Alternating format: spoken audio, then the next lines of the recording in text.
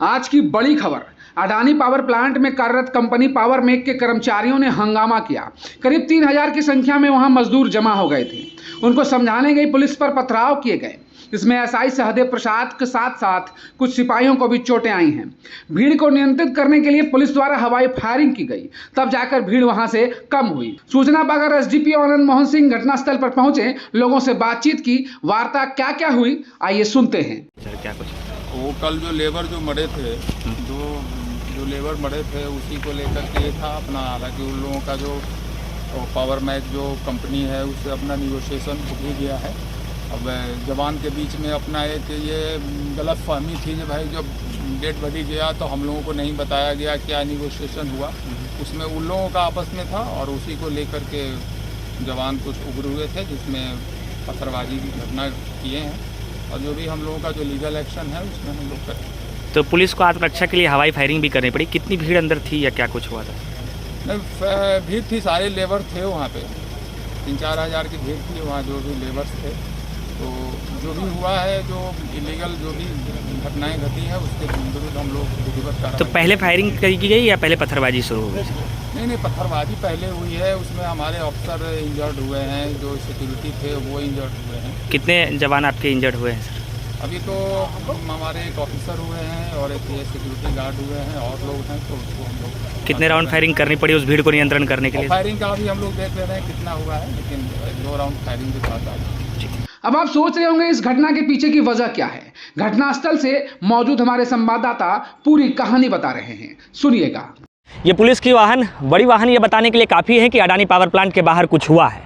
क्या हुआ है अगर हम ये आपको बताएं तो आज सुबह दुर्घटना हुई है। यानी कि कल जब एक व्यक्ति की मौत बताई जा रही थी कि एक व्यक्ति औरंगाबाद के रहने वाले थे, पावर मैक के स्टाफ थे, काम के दौरान उसकी मौत हो गई, जिसके बाद कि आज सुबह कंपनी द्वारा फिर से काम शुरू कर दिया गया और फिर यह हंगामा हुआ।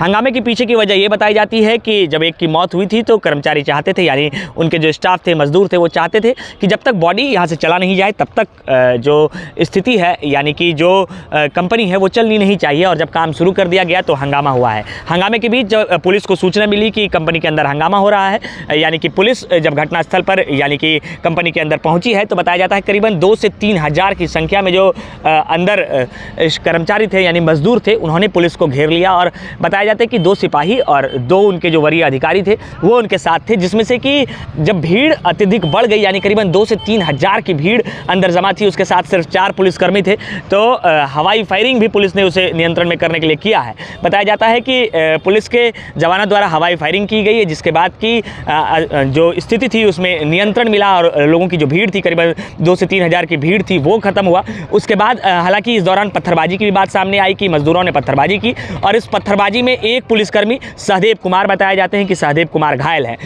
हालांकि उनके सर पर बताया जाता है कि हल्की चोट आई है, जिसके बाद की उन्हें टाका लगा है। टाका लगने के बाद फिलहाल उनकी स्थिति में सुधार जरूर बताया जा रहा है। लेकिन इसके पहले की वजह अगर हम आपको बताएं कि हंगामा के पहले की वजह क्या थी, तो जो स्थानीय लोग हैं या जो पुलिस या सूत्र हैं या जो कंपनी के सूत्र हैं वो ये बताते हैं कि हंगामे की वजह ये रही है कि मजदूरों को ऐसा लगा कि जो मुआवजे हैं वो नहीं दिए गए हैं जो मौत कल हुई थी। लेकिन सूत्र ये बताते हैं, जो कर्मचारी हैं वो ये बताते हैं कि करीबन 17 लाख रुपये का मुआवजा जो है वो उस मजदूर को मिल चुका था जिसकी मौत कल हुई है। लेकिन आज जब हंगामा हुआ है तो हंगामे के बीच अब जो सदर प्रखंड के एसडीपीओ हैं वो अभी यहाँ अंदर आए हैं, वो अंदर हैं, वार्ता चल रही है, बातचीत अंदर चल रही है। हालांकि अभी फिलहाल कंपनी के अंदर पुलिस जवानों की, आईआरबी के जवानों की तैनाती कर दी गई है। किसी भी तरीके का हंगामा ना हो, इसको लेकर नियंत्रण में रखा